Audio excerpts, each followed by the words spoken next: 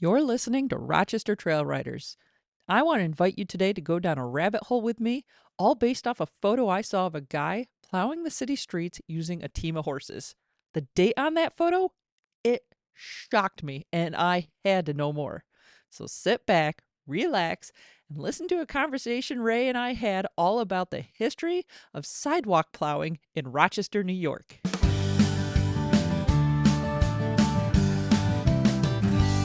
Hey everybody, I'm back here today with Ray. How you doing today, Ray? I am good. Just hanging out, It's a wonderful Sunday morning. No, it's not doing wonderful. okay. It's gray and pouring rain outside. Yeah, but it's wonderful in my house. So You're just gonna go that's with what I'm that. worried about. Yeah. Well, at least it's exactly. not snow like we had. I think you had more snow than I did here. What, last week before? Yeah, at the barn we got I think my mom said a good 6 inches. Oh, so worthy of Believe it or shoveling not. at that point. Yeah. No, it was. For sure. I had nothing. I had like a dusting, and then down at our camp we had 1.5 feet of snow. Oh, wow. Yeah. Dang. But It just really went mostly south then, I guess. it was wherever that lake effect band hit, which can cause havoc on any location, which, believe it or not, brings me to our topic today. Oh, what is our topic today? Yeah, we have a topic. We're going to talk about what happened in Rochester, New York back in the 1900s. We're talking turn of the 20th century. And what the snow actually do when a snow band would come, what would happen if 5 to 6 inches hit the city of Rochester? Believe it or not, it was chaos. And how the city actually had to handle clearing all the sidewalks. So my first little foray into this is I was just kind of curious, and then started doing some research and was flabbergasted with how many articles the Democrat and Chronicle actually wrote about clearing sidewalk snow. This was like a thing. And it all started, I started researching because I wanted to figure out how they cleared them, and then what happened when motorized vehicles came into play. So we're going to go talk about that history. And I started my research right around 1900 when the postal workers started complaining that they refused to deliver mail unless the city of Rochester could clear the sidewalks. And so this whole saga begins. So I'm guessing then their catchphrase of not rain nor snow nor dark of night or whatever it is must have come into play after that. Yeah, apparently right around the turn of the century, they're like, there's 6 inches of snow, I have to walk in it, and I'm unhappy, clear the sidewalks. So, which fair enough. Rochester said, game on, we'll hire contractors versus having actual employees. So you actually could apply to be the sidewalk plow contractor for your ward.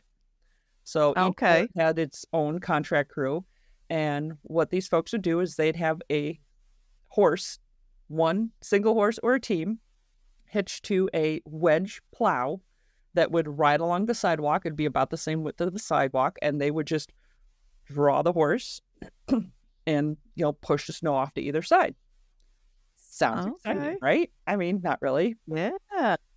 There's a ton of YouTube videos where people still do this today, but in a bigger scale. They'll get a big team. You'll even see the Amish doing that, where they'll have it's a big triangle wedge, and sometimes they'll put a seat so you don't have to walk behind, so you add a little more weight, and it just pushes us to the side.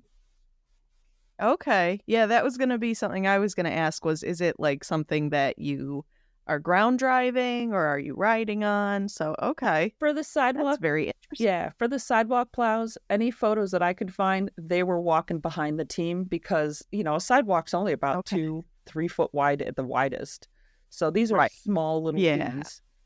And they were pretty heavy. They would be a combination of wood and metal. And from the ones I saw, it depends. You either had one big draft horse. I even saw some saddle horses pulling it, or a team. Okay. So it didn't matter. It was like, hey, I need money. I have a horse. I'm willing to clear your streets. Yeah. Okay. And in 1914, I guess, had a horrific snowstorm in Rochester. And bad enough that it made the city papers where they're like, oh my gosh, this one snowfall, 6 inches, is going to cost the city $15,000 to clear the streets. Back in Woo. I did the conversion on it. That's $500,000 that the city had to pay to clear the streets. Wow. 800 crew with shovels and almost 200 crew of horses taking care of the streets. And wow. Yeah, they were spending. That's wild. To give you an idea, the average income from somebody during that time frame was between $1,000 to $1,500 a year. Huh. So, oh my God, snowstorm just crippled the city, and it was costing about $3,000 a day. And it, you only could work so many hours. You only had so many. Right. Yeah. You didn't have city street lights, so they would go as fast and as far as they could and just pray for a thaw. Yeah. Okay. Men. And 100. Well, it was 100. Wow. I think I said 200. It was 100 plow crews, and they would work. Okay. Break till 11 p.m. And it just took them forever to get through all that crazy stuff. Oh, I believe it. Well, I would have to guess if it crippled them that bad, but it was like a snowfall of, I think you said about 6 inches. I'm wondering if it was like that really nasty, wet, heavy stuff. It must have been. So it was a December snowstorm, so that's possible. Like, it's raining right now. Right. Maybe it was a thing where, they got some snow and then it did like the warm up, cool down, and got snow on top of that. I mean, we can obviously only speculate, but because to think that 6 inches of snow would cripple a city to that degree, where in today's money it's costing them $500,000 to go through and clean it up, just sounds so bizarre. But I guess in the same breath, it's kind of hard for, you and I to picture how that could cripple a city when, we live in a modern world where, okay, we do get a snowstorm, and by the time we wake up in the morning, typically, the roads are clear, sidewalks are clear, things like that. There's salt on the roads, where they obviously did not have that sort of a luxury then. No, and I'm just trying to imagine, you're out there, it could be still coming down. I guess the only good thing of it is people were going to stay inside. It's the crews that are going to be out, but it's slow. I mean, you're talking 2 to 3 miles an hour, maybe. And if it's heavy, thick snow, these horses, right, the plow could, it's possible for it not to even move or make an inch. So, all you got, a plow, poof, it pops up on top of snow and you're moving nothing. That's very true. So the other thing that, problems they had with snow plowing is it was a complex task. There's a lot of issues that could have happened. Damage to the sidewalk. So if you've got a sidewalk that heaved and that plow catches, you could rip the sidewalk right up. Oh, yeah. I thought of that. Where the crews going out, they're clearing the sidewalks. Property owners would come out and run off the plow driver and steal their horses because they were afraid. Oh my gosh. Damage. Same like our own city streets. You're like, oh my gosh, you're going to cause damage to my property. Oh, you tuffed up a blade of grass on my expensive lawn, Oh, great heavens. Let me clutch my pearls. Yeah. And, I was having a kick out of reading some of these because some of these people were like, they literally gang up on them and just rip them out and take their horses and call the police. And the police are like, no, they're contractors. If they damage something, you notice it by spring, they have to make it right, which made it hard on these contractors too. I mean, just like any landscape person today, you're placing a bid where you think you can do the work. The city's trying to get the lowest bid. The city would pay, per route, not per season. Right. Type of thing. So you're trying to calculate all the costs and then, getting beat up. Yeah. Yeah, that's got to be incredibly stressful. Especially I'm sure that depending on what a lot of these people probably did for a living in that time period, just like even today, winter rolls around, and for some people, that maybe have like jobs that are predominantly outdoors, winter rolls around and they're like, okay, like we can't do anything now. So I'm sure some of those people are like, hey, have horses, we'll plow, sort of a thing. And then, yeah, you've got that stress of, okay, now I have to, right, set up that bid, do all of this like calculating of, how do I make probably enough money that I would need to kind of supplement during this time period. And then to have the added, like, what's the word I'm looking for? Well, I guess just concern for the fact that, somebody could just come out of their house or show up from nowhere and be like, I'm gonna steal your pony here, so like get off my lawn. Check this out. You had to also be concerned with hidden dangers. I mean, you're plowing unseen terrain. This is the early 1900s. This is not downtown right now that as we know it. If there was a trap door, that trap door was not metal. That trap door is made out of wood. You're just running a 2,000-pound animal over it. I found articles where the horses fell through trap doors and had to be euthanized, then extracted. So not only trying to make a living, he just lost, his horse that allowed him to make that living. And then reading all the articles on there on how he was trying to sue the city or trying to sue the shop owner because they didn't, keep up their trap door that led to their basement. I had another ones where stuck in the old rail cars. So, the trolleys that they had going around. Oh. And, oh, God. Over and it damages his plow. It damaged his horse just because, a railroad wasn't kept up on. So tons of complexity to this. It was, this is not a touch screen. Oh, my God. I was trying to go through my notes and I'm like, why isn't it swiping? Oh, the complexities of modern life. I know. It's so difficult. Clearly, we have it nowadays.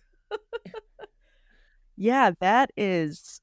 Wow, that's so bizarre. Like, to even, try to... I'm personally even having a hard time, like, picturing, like, okay, if that was me, which I'm guessing probably wouldn't be because something tells me women did not do this, but... if that was myself with like one of my horses, like I can't even imagine just, having that risk alone of like my horse could theoretically have to be euthanized if something happens to them trying to do this job. And given the conversion rates, to give you an idea, one horse and a buggy on those prices back then is like a $60,000 car today. So we're talking about that's I believe it. Losing that as your main mode of transportation and labor is huge. Yeah. But I want you to guess that one where I told you he hit the train tracks there, the trolley tracks. What year do you think that was? Yeah. What year? Oh gosh. Well, I'm figuring, we're about probably early 1900s. I don't know, maybe the 20s? 1948. Oh my God. The city was still using snow horses for sidewalk snow removal in 1948. No kidding. Yeah. Wow. Oh my gosh. I, honest to God, would have thought that was like that would have been history kind of at that point. Isn't that crazy? Wow. So that's so wild. The city, let me go look through here a little more. I think it was 1920. I know I got somewhere in here. So they started coming up with tractors.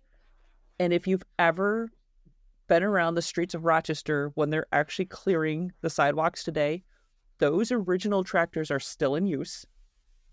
that they purchased in the early Really? 20s. They started purchasing them, I think, 1923. Okay. When they got their, 1937. They started getting the first tractors for the sidewalk removal or snow plowing.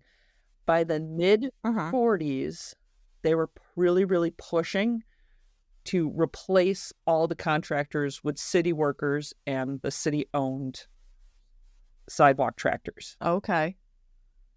So imagine now you have horse-drawn power, tractor power. You have a mix of horse and carriage and automobile on all these city streets. That sounds dangerous. So chaotic. Yeah. And terrifying. Yeah. And it's not like, well, it's kind of like today. The people that had the automobile, if their vehicle spooked a horse and that horse took off and rammed into their vehicle, they blame the horse and driver. Like, you just were in that world. That horse gets spooked and it has a mind of its own. But it's amazing how fast the automobile mentality took over, while still working that intricate balance between the two worlds. Yeah, that's nuts. Genuinely, that's so crazy to. And honestly, though, like, I can see how that would kind of be a little bit like the couple times that I've visited New York City, and they're still doing carriage rides and stuff there, obviously not as a mode of transportation, but it's just kind of an attraction at that point, and nerve-wracking to see, like, obviously these drivers are clearly very skilled at what they do. These horses are super desensitized to the traffic and everything like that at that point. But even still, this is an animal with a mind of its own that can spook, and not for nothing. No, I personally, I would trust the drivers a lot less than I trust the horse and carriage. Yeah. Because people don't know how to frickin' drive. And I can only imagine what that was like when, cars first came out then, and people literally did not know how to drive. Yeah, no kidding. Not to mention, it's not like there were mufflers. So our cows our cows are quiet. They are stylish, maybe. But our car, like, silent. You listen to a Model T go by, it's a lot louder than your sedan of today. So yeah. Oh yeah. But where they would actually use horsepower to try to get through some of these deeper snows, that like the 1914 storm, which pretty much killed the city. The horses would give up, they get tired, they break down, they can't get through. So one of these tractors, they could do so much. One of these tractors on 1 gallon of gasoline could travel 1 mile, pushing through 6-foot trips. Or not 1 mile, 1 hour. Oh, okay. So, and the town of Greece was one of the first ones to get a tractor, because hello, you've got nasty snows out in Greece. Thank you, Lake Ontario. Oh yeah. And yep. They had an article here where all these horse teams are just dead tired, stuck on the side, and Greece sat there and said, "Hey, no worries, we'll let you borrow our tractor." And they had to, plow out Mount Hope Avenue, where none of the horses could actually go. Okay. So it was very slow and gradual, but you want to take a gander at what year the very last plow team. Okay. What was the last? What year the last team? Okay. Well, we already said 1948 they were still using them. I'm gonna say, and I'm probably getting way too late on this, but maybe not. I'm gonna go with 1960. You're off by a decade. It was actually 2 years later. It was 1950. It marked the era. Okay. The last photo I could find was in the Democrat and Chronicle. Guy's name was John Barry of 5 Litchfield Street. Okay. And he had a team of gray Percherons that he was using to clear out the 18th ward. He was still in charge of it. He'd been doing that forever and a day, and that was his last contract year before they replaced it with with one of those other sidewalk tractors that they had. Okay. So wow. I don't know. All right. I wanted to see if I could find some more information on John Barry. I'm like, oh, maybe they did a little workup of him being the last guy. Yeah, well, I think there must have been a John Barry Jr. at the same address, because I found out 3 years later that his son by the same name was arrested for stealing cars. Oh, I'm like, oh man, make Dad proud. Way to live up the family name on that one. So if you happen to be from the Barry family in Litchfield Street area, my bad. Sorry that you were known for having the last team of horses plowing the streets of Rochester to outcrop. That's the important part. Yeah. That's all we care about. We'll just, we'll set aside the whole, grand larceny thing. Like, it's okay. It's all right. We're not worried about that. What's funny, though, is I was half tempted to do my own driveway plowing with horses for several years. I really contemplated, and I researched a ton of making a V to cover the width of my driveway to plow it, because I have a gravel driveway, and a regular plow and a snowblower it rips up the gravel and it shoots it all off the thing. Yeah. Like, all I want is that the majority of the snow pushed off, and snowpack actually is great to drive on. So I contemplated actually it doesn't need to scrape straight down. Okay. But I don't know if an 800-pound, Morgan Friesian Cross would have had enough oomph and power to be able to pull not only the weight of the plow, but the weight of the plow pushing snow. So I kind of gave up on the idea. Yeah, that's fair. Oh yeah, absolutely. But there you go. There's my little curious. Story. You realize I had 15 citations to be able to even pull all those things together. That's how many articles I found. That's kind of sick. I'll have them all in the show notes, so you can go if you feel like you could go read up on them. Oh yeah, yeah. Well, I think that's fascinating that there was as many articles that you were able to find regarding that this was clearly a newsworthy topic then. Oh, yeah. And we're not talking like buried either. I mean, a lot of these were on, page 16 and full spreads of photos and everything. So yeah. I'll throw as much as I can and cite everything. So the DNC doesn't yell at me. But thank you, DNC. I mean, they digitized their entire paper, and it's a riot to read through. So maybe I'll be able to do a couple more of these. I found one where they highlighted women in horseback riding and that they are athletes too. And this is from like the early 1900s. I'm like, yeah, you go, man. Us chicks, we rock. Let's go, girl. And no, I think that's really cool that was a newsworthy topic, and especially to see something like that now where, obviously a majority of, especially I'm sure people that do listen to this podcast, we have horses for fun or, for competition, things like that. But, go back 100+ years and these horses, they weren't just, I guess pets. They weren't just an animal for enjoyment. They were a working member of the family. They were somebody's livelihood. Yeah, that horses were capable of doing so many different jobs. I think it would be really interesting to kind of dive down a rabbit hole of sorts of kind of all of the different things that a lot of people, I guess, wouldn't even think that horses did as jobs back then. It's something to think about. It's not that far in our past. I mean, yeah, we have self-driving Tesla cars nowadays. And my mom will still tell me about how she would chase down the ice wagon being pulled by a team of horses, jump on the back and, stab off a chunk of ice on a hot day, because they still had ice boxes where you had to get ice in your refrigerator to keep your food cold. Right. That's still within a tangible generations that, my mom's still happily alive Right. and she can tell me these stories. It's so cool.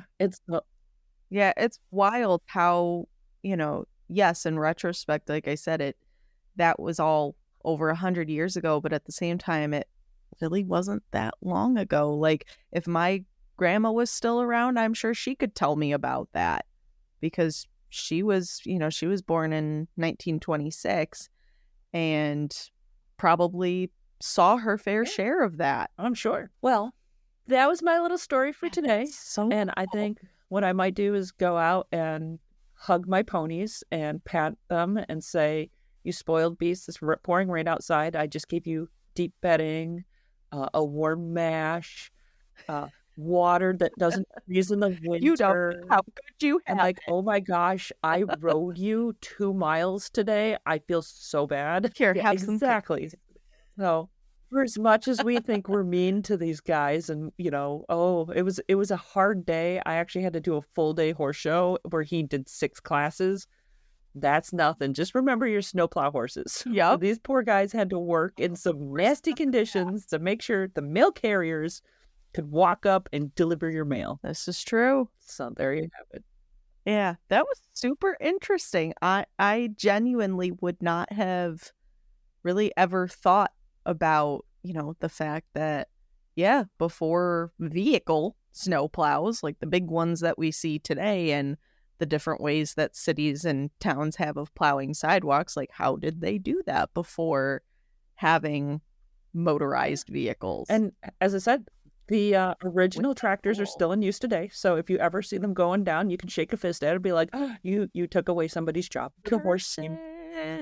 Yeah, they took away somebody's job, but the one thing that, is kind of nice about that was they probably saved a lot of horses' lives from, those injuries that couldn't be predicted. No, we'll do another episode and tell you the history of what happened to horses in their fall of grace.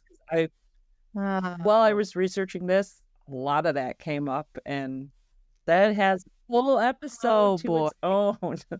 And you would be surprised. Wow. I think I'm going to focus on costs on that one.